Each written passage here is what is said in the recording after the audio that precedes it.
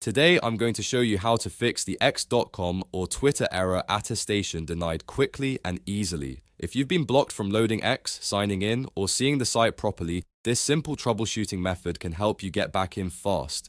Make sure to stay until the end, and if this tutorial helps, please hit like and subscribe for more quick fix videos just like this. First, press Ctrl, Shift, and N on your keyboard to open a new Incognito window. This is a fast way to check whether X is working without any old browser data interfering. Once the private window opens, go to x.com and see if the site loads normally. If it works in Incognito, that usually means the issue is related to your browser data, cookies, or extensions. Next, go back to your regular browser window and press Ctrl, Shift, and Delete to open the Clear Browsing Data menu.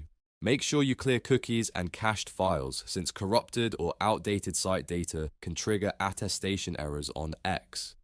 Choose the time range you want to clear, and if you want the cleanest reset, select all time. Then confirm the deletion and wait for the process to finish. After that, close your browser completely and open it again before trying x.com once more. If you still see the error, check whether you have a VPN turned on. If there is any VPN active, disable it completely because X may block or challenge connections coming from VPN or proxy traffic.